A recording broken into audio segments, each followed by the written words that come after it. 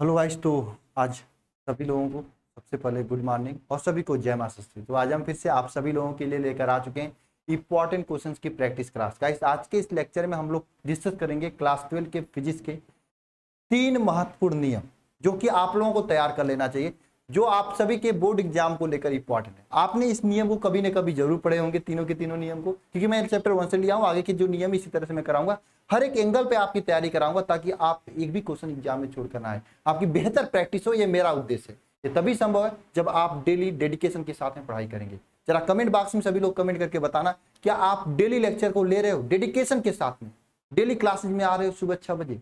मैं जानना चाहता हूँ। तो चलिए आज का लेक्चर स्टार्ट करते हैं।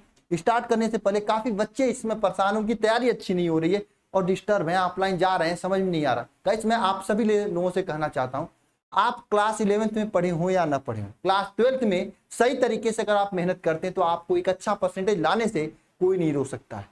और मैं आप सभी लोगों की बेहतर तरीके से सभी सब्जेक्ट की तैयारी करा रहा हूं अल्फा इंस्टीट्यूट ऐप पर। सभी सब्जेक्ट की physics, chemistry, math, English, bio को बेहतरीन तरीके से क्लासेज चल रही है, डेली लाइव क्लासेज हो रही है। क्लासेज का पीडीएफ नोट्स दिया जाता है, नोट्स के साथ में डीपीपी होते हैं, असाइनमेंट होते हैं, प्रैक्टिस सेट होते हैं।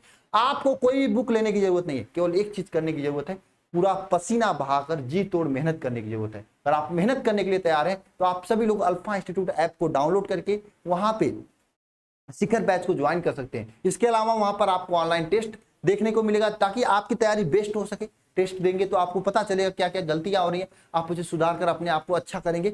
ऑनलाइन टेस्ट के अलावा आपको मेमोरी चार्ट दिया जाएगा ताकि जो भी पढ़े आप उसे कम से कम समय में रिवाइज कर सके, ताकि भूले ना आपको। ठीक है, complete syllabus, theory plus important questions के पूरी एग्जाम तक की बेहतरीन तैयारी यहाँ पे कराई जा रही है। आपको भटकना नहीं होगा। अगर आपको मेहनत करना है, पूरी जी जान लगा से मेहनत करनी है, परसेंटेज लाना, तो आप निश्चित रूप से ज्वाइन करें। आपका स्वागत है। वहां पे ज्वाइन करने के लिए अल्फा इंस्टीट्यूट ऐप डाउनलोड कर लीजिए या फिर नीचे नंबर है 930 577 1375, उस पर कॉल करके भी जानकारी आप ले सकते हैं और ज्वाइन कर सकते हैं। छोटी सी फीस है, देकर आप मेहनत से पढ़ाई कर सकते हैं। चलिए क्लास स्टार्ट करते हैं। आज का सबसे पहला क्वेश्चन जो कि आपकी पहले चैप्टर का, मैं पूरे नियम को एक साथ करने का उद्देश्य बना लिया है, लेकिन एक ही साथ दे दूंगा तो आप भूल जाओगे, इसलिए मैं एक एक नियम करके दे रहा हूं। देखो आज नहीं, आप 3 नियम करेंगे हम लोग। सबसे पहला नियम क्या है? कूलाम का वैद्युत बल संबंधी नियम। देखो जितना भी नियम कराऊंगा उसमें से 2-3 क्वेश्चन पक्का पूछा जाता है आपके एग्जाम में, इसलिए नियम को ध्यान से पढ़ना। क्वेश्चन क्या है? कूलाम का वैद्युत बल संबंधित नियम लिखिए। तो कूलाम का वैद्युत बल संबंधित नियम क्या होता है, ध्यान देना। देखिए, दो स्थिर स्थिर बिंदु आवेशों के मध्य जो कार्य करने वाला बल होता है, अभी मैं समझाऊंगा। बल उन आवेश के गुणनफल के अनुक्रमानुपाती, ठीक है, तथा उन आवेश के बीच की दूरी के वर्ग के व्युत्क्रमानुपाती होता है।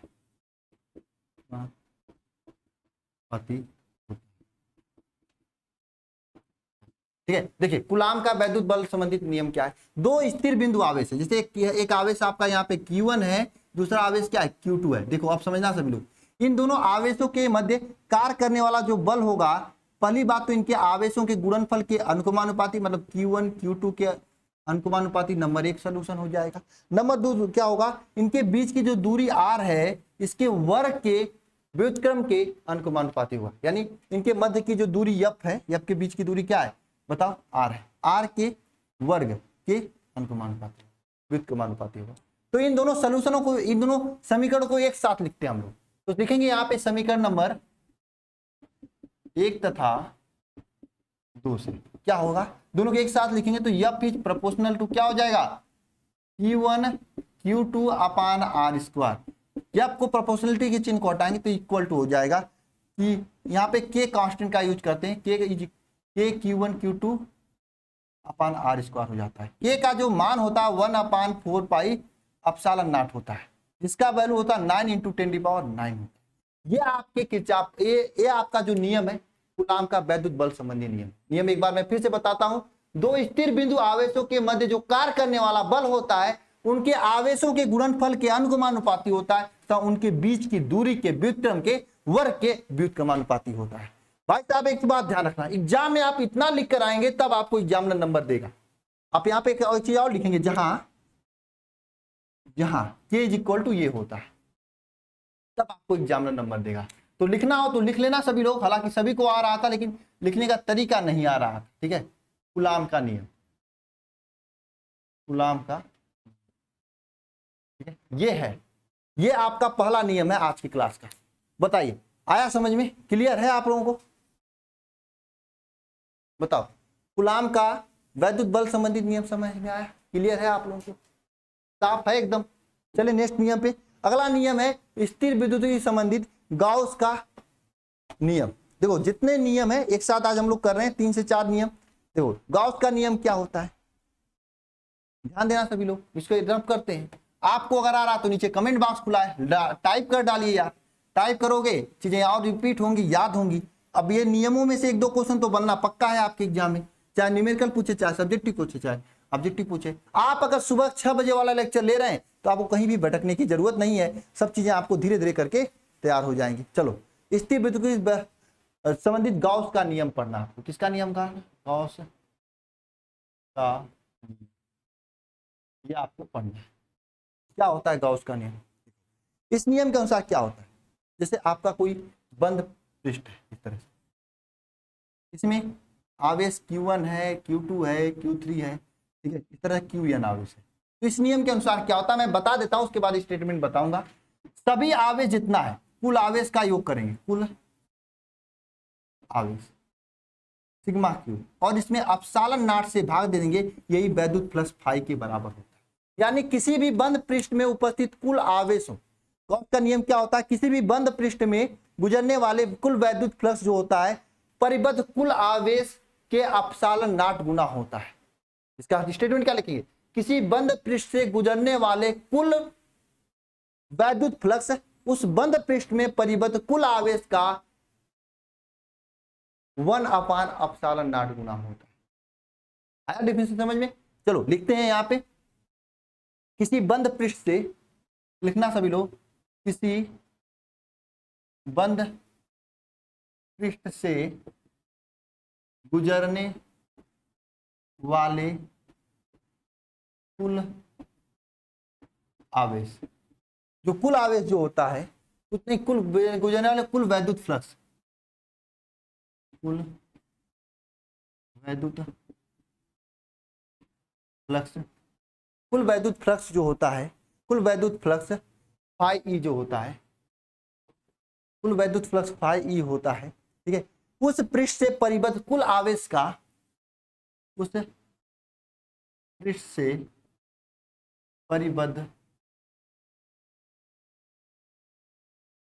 कुल आवेश का 1/अपसालन नाट गुना होता है। कुल आवेश का 1/अपसालन नाट गुना होता है, यानी कुल परिबद्ध कुल आवेश फाई ई जो होता है सिग्मा क्यू का 1/अपसालन नाट गुना होता है। ये आपका है गाउस का नियम। यानी किसी बंद पृष्ठ से गुजरने वाले कुल वैद्युत फ्लक्स उस पृष्ठ में परिबद्ध कुल आवेश का 1/अपसालन नाट गुना होता है। ये गाउस का नियम कहता है। किसका नियम कहता है? गाउस का नियम कहता है। मैंने आपको फिगर बना के भी समझा दिया। यानी किसी बंद, जैसे आपके कमरे में 10 लोग हैं, 10 आवेश है, तो कुल 10 आवेशों को जोड़ेंगे, उसमें अपसालन नाट से भाग दे देंगे, तो ये पता चल जाएगा कि कितने वैद्युत फ्लक्स आपके कमरे में से होके जा रहे। परिभाषा समझ गए? किसी बंद पृष्ठ से गुजरने वाले कुल वैद्युत फ्लक्स, किसी बंद पृष्ठ से गुजरने वाले कुल वैद्युत फ्लक्स क्या होता है?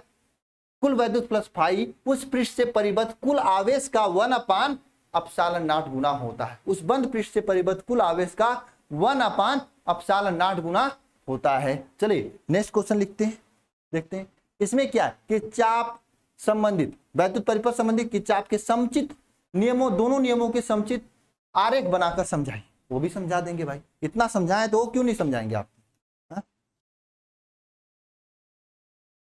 इतना समझाएं तो वो क्यों नहीं समझाएंगे हम? बताओ, ये भी समझाएंगे यार। बिल्कुल समझाएंगे, नोट कर लो आप लोग, पहले नोट करो आप। चलो देखिए, किरचॉफ के नियम, हेडिंग डालिएगा किरचॉफ के नियम। अब तो नियम छोड़ देंगे, बाकी सबको मिटा देंगे। नहीं चलो भाई, नहीं रोने लगोगे सर आप काम चोर हो, अपने मिटाते नहीं हो, डायरेक्ट जोड़ देते हो। मैं भी नहीं करूंगा ये काम, है ना, तो इसलिए मैं लिख देता हूं पूरा किरचॉफ का नियम।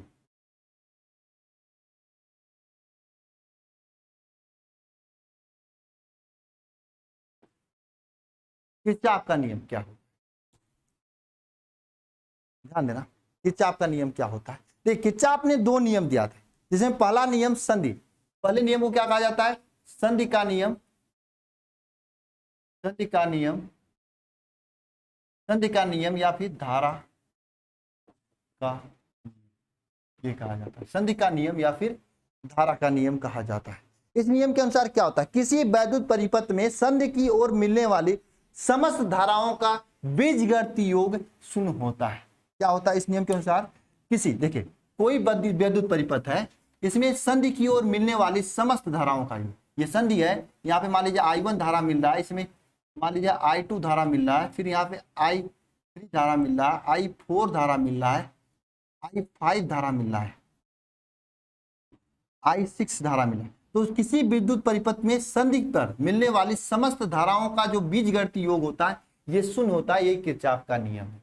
किसी विद्युत परिपथ में संधि पर मिलने वाले समस्त धाराओं का बीजगणितीय योग क्या होता है, शून्य होता है, ये नियम होता है किरचॉफ का। ठीक है, लिखना सभी लोग, किसी विद्युत परिपथ में संधि की ओर मिलने वाली समस्त धाराओं का बीज, देखो भाई कभी भी आप इतना कम समय में 4-4 5-5 क्वेश्चन नहीं पढ़ पाओगे। सुबह उठते हो आप वीडियो देखोगे, टाइम पास हो जाएगा, किसी का देख लोगे, बहुत सारे कॉमेडियन है, लेकिन ये देखोगे 3 क्वेश्चन आपके तैयार हो जाएंगे। तो आपको डिसाइड करना है 3 क्वेश्चन तैयार करना है या फिर टाइम पास करना है। कम से कम 3 क्वेश्चन तो तैयार हो जाएंगे।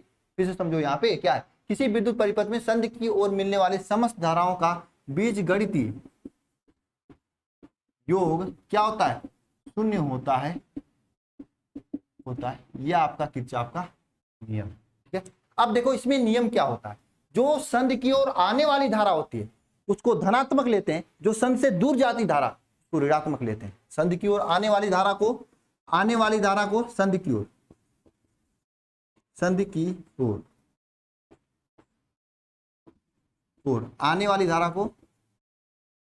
आने वाली धारा को क्या लेते हैं, पॉजिटिव लेते हैं। लेकिन संधि से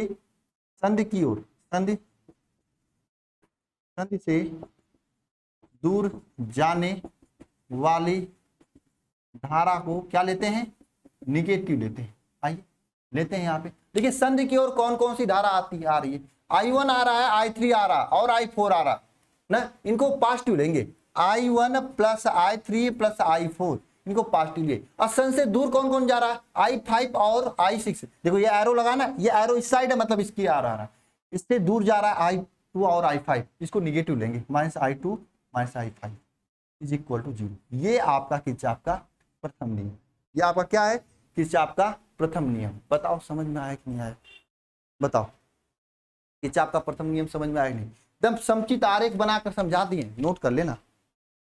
एक आपको होम वर्क दे दूं क्या,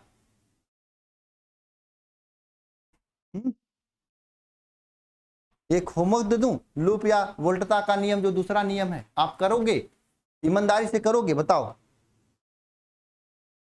अच्छा एक चीज और पॉइंट है जो ऑब्जेक्टिव के रूप में पूछता है, किरचॉफ के प्रथम नियम को क्या कहा जाता है, आवेश संरक्षण का नियम कहा जाता है। इस नियम को क्या कहा जाता है, इस नियम को आवेश संरक्षण